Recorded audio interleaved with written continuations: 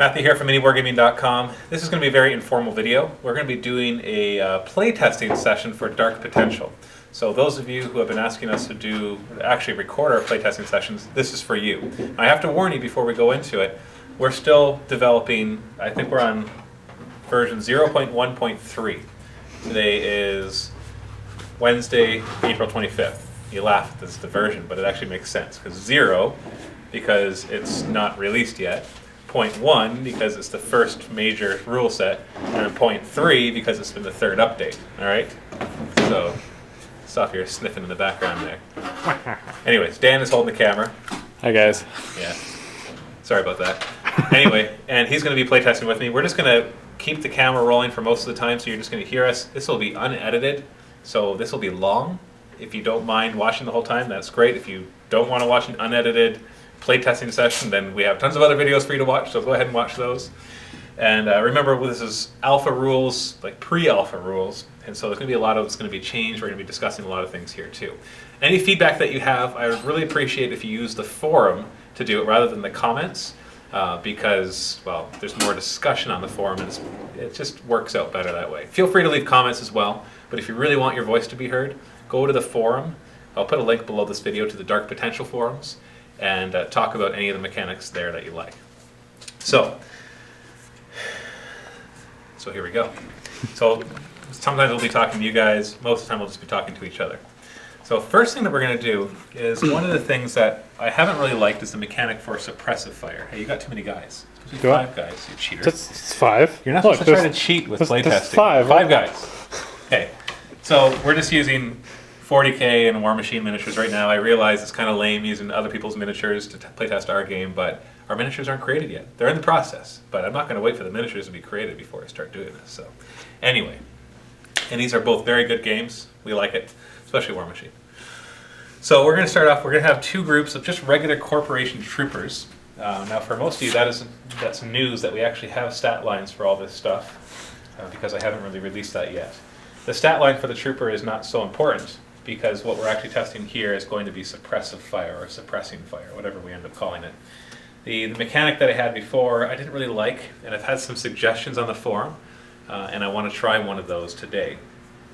So basically the way that suppressive fire normally works, I'll turn to it in the rules, suppressing fire according to the way it's written here. Only squads can do it because it requires at least 2 models doing it together, and they have to spend a command point in order to do their suppressing fire, and they have to forego their action. So they have to forfeit their action in order to do it. So let's say we have a squad that's right here, and what happens? And then I might change this, but that's okay. Anyways, is they forego it, and they're going to lay down fire in a templated area. So like, for example, this area right here is going to have suppressing fire done on it. The idea for this mechanic came from War Machine. There are the long gunners, I believe, that can do a form of suppressing fire. And I actually really like that mechanic. I did it completely different this first time, as you're going to see, but I'm starting to like the way they do it more. And hey, if it ain't broke, don't fix it, right? So what you do is you designate an area, where you put the AoE down. So I'll read it right here. The suppressing squad spends a command point. The controlling player then places an AoE, an area of effect template, whose size is determined by the number of models performing the suppressing fire, anywhere within line of fire of all the members of the squad. Line of fire is different from line of sight. Line of sight is where they can see. Line of fire is where a bullet could typically go. So if there was some smoke effects right here, there are ways to block line of sight. You could still place a suppressing fire beyond it. Now, that will probably change with the new rules, but we'll just continue with that. So you place the AoE anywhere with line of fire of all the members of the squad. Part of the AoE can be out of line of fire, so you could put it like this, so not all of them can see it. But they all have to have line of fire to the AoE. So basically the center of or part of it has to be shown. Now I'll probably have to make a new rule for that the center of it has to be within line of fire of everybody. So the size of the AoE depends on how many squad members are participating. You only spend 1 command point for it all. And right now we say that you can't do it with just 1 model. 2 models, it's 3 inches. 3 models, it's 4 inches. Here's a War Machine template. 3 inches, 4 inches, and then 4 models is 5 inches. I'll probably change that. That seems a little too easy to get to the 5-inch one. It'll probably be like 2 to 3 models, and then maybe 4 and 5, or maybe 4 to 5, and then 6 plus. It just depends on what we end up having this for a typical squad size in the game. I'm thinking the squad sizes will be between 3 and 6 is how it's going to end up, because otherwise the basic mechanics of the game starts to fall apart if the squads get too big. So you place that down. So actually this squad is trying to come around the corner. I don't currently have line of sight to them, so I can't fire at them. So I'm just going to lay down fire right here. Gadzooks. So in this case I got 5 guys participating, so it'll actually be a 5-inch template. So there. Oh. That works right there. And that's it. That's all they've done. And that stays in effect during the opponent's turn. And then the rule basically goes that any model that enters or ends its turn inside of the or touching the AoE gets shot at from these guys. So they get to take a shot as normal, except they ignore cover, but they take a -2 negative modifier. So it does it interrupt their movement, or when they finish? It's when they finish. Okay, when they finish moving, before they can act, or before they can shoot. Right, exactly. And then the other situation is if they started inside of it, let's see, if they take an action inside the AoE, whether it started there or not, then you can fire it as well. So if they already started inside of it, let's say they were behind a bit of cover right here, and they started inside of that, and then they fire and do the suppressing fire. If you take an action, then they get to fire. So it kind of represents them coming up from cover and the suppressing fire having a chance of hitting them. And so it ignores their cover, but gets a negative modifier because you're just kind of laying down a barrage. Right. Very clunky. I don't really like that at all. We never really got to do it much in the games because we're always playing smaller games, so it never really came up. So one person suggested something different, and I'm going to kind of meld it together with the way War Machine does it, and we're going to play test that right now. And what that is the rules for placing the AoE will be the same. We'll talk later about what happens if you don't have the line of sight to it, like cloud effects, or what happens when there's a gravity mine right here that either creates more gravity or less gravity, like an anti-gravity mine. We'll have to figure out what that does. We have some ideas, but we'll figure that out later. Right now, the War Machine mechanic that I really like is you place the AoE, and then anybody who enters or ends their activation in there just gets automatically hit. And so there's no roll to hit. And so the strength of the weapon is then rolled against their armor, and we try to kill them. And so what I added to that, where is, I need a little sandbag. Oh, yeah, we got it right here. Here's a big sandbag. Let's say the squad of 3 guys is right here. Where's the rest of the squad? Oh, they're over there. It's okay. We don't need them. Okay. The 3 guys are right there. So they put down the AoE rather than firing, because let's say that it's they're with the cover and everything, it'll be hard for them to hit. And beside that, I have some guy that's coming over from over here that I want him to be able to make it without these guys repositioning, or we want to force them out of the cover or something. So I lay down suppressive fire or suppressing fire right there, and that's it. So during the opponent's turn, he has a couple choices. If he stays there and ends his movement there, then he's going to be automatically hit. So obviously it gives me a bonus over the cover. He can choose then to leave, which obviously gives me advantages because I can force people around. In this game, I wanted to kind of focus on maneuvering and positioning of your models a lot because it is a skirmish game. And so this kind of achieves that. And then the other idea that I had was that they can also choose to forfeit their movement and forfeit their action, and then they don't get hit. Because by forfeiting their action, they pin themselves or they dig in, so they duck down behind the cover. So if they're in cover, they can choose to forfeit their action and not get hit by the suppressing fire. But even that is not a big deal because then they essentially pin them for a turn. So either way, they're achieving their goal of shooting down that squad. And then we had the rule that if these guys get hit or attacked, then the suppressing fire would end. So you could negate it by having another squad flank them, shoot them, and that would distract them and remove the suppressing fire. Cool. Any questions so far? I think we're good. Yeah, right now it says the squad is hit by a ranged attack or attacked in close combat, or they have to make a leadership roll for any reason and fail, or your enemy turn finishes. Those are all the terms of when this disappears. So you could stop them from getting hit by activating somebody else first, shooting at them. If you just manage a hit, you don't even have to hurt them. You just hit them. It distracts them from their suppressing fire. And there it goes. So that's kind of the counter to it. Cool. So that's the basics of it.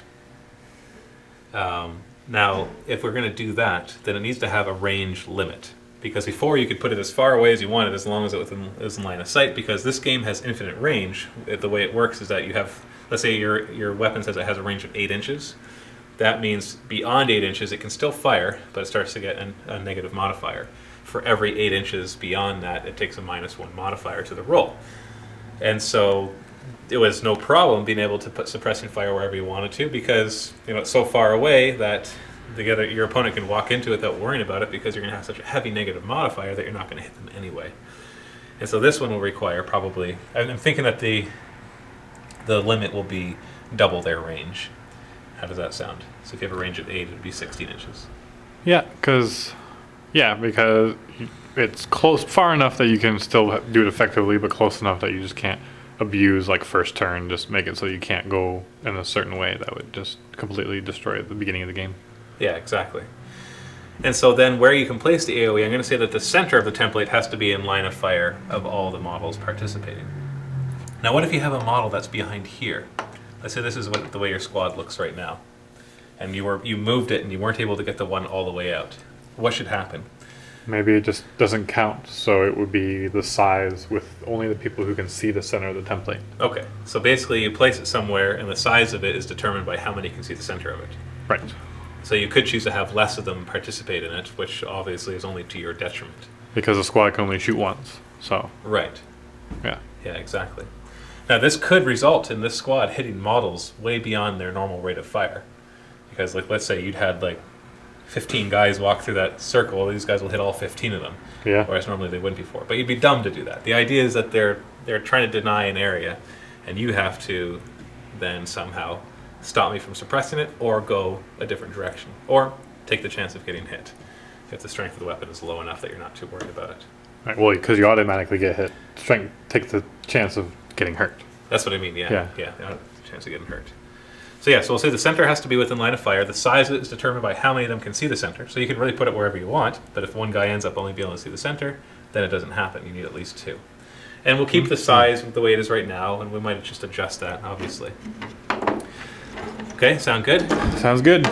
So the way we're going to play test this is one of us is going to, we'll do it twice. We'll do it once where I do the suppressing fire, and your goal is to kill, we try to kill each other, and one of us is allowed to use suppressing fire, and then the other one's allowed to use suppressing fire. So the other person just uses typical tactics, and that way we can kind of see what happens. Now it won't completely play test it properly, simply because usually you're trying to outmaneuver. So only having one squad, you can just keep putting down suppressing fire there, and that stops you from really ever getting where you want to.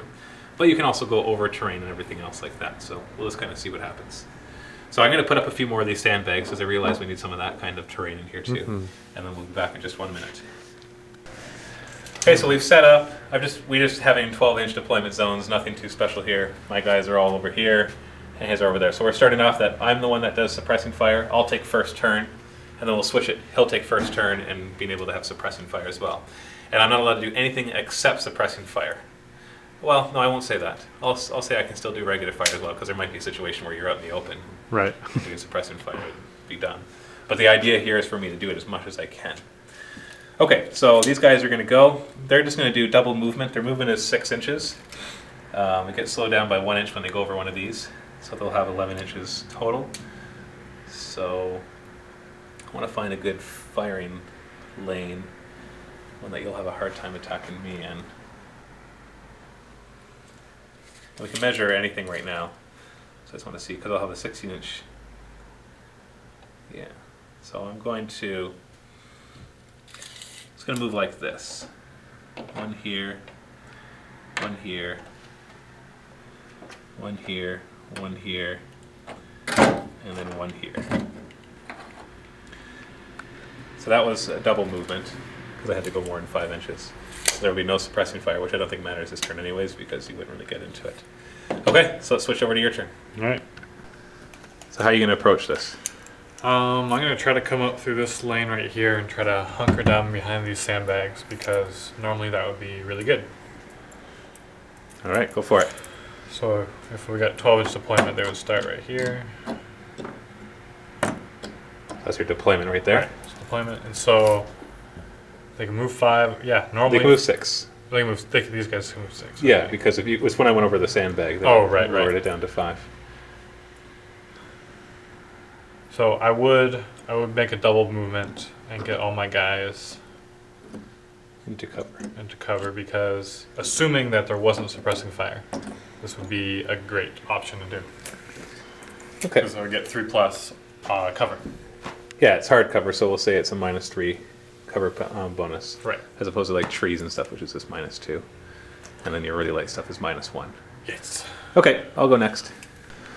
So I thought, you know what I want to do? I want to try actually doing both the suppressing fire and the regular fire. So I'm going to do the regular fire first, just to see what kind of numbers I would need to hurt you, just out of curiosity. So these guys have their shotguns, and so they're going to fire. So we measure from my closest to your furthest. So we're within 16 inches. So it's going to be a -1 range penalty, and they all have line of sight line of sight to one of them.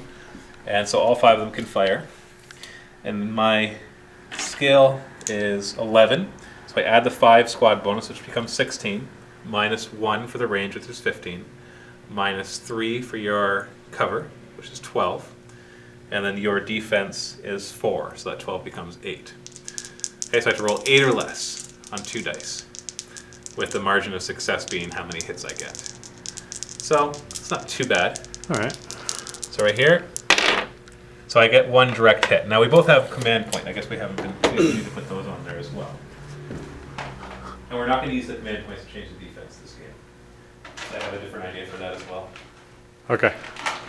So we have a command point each.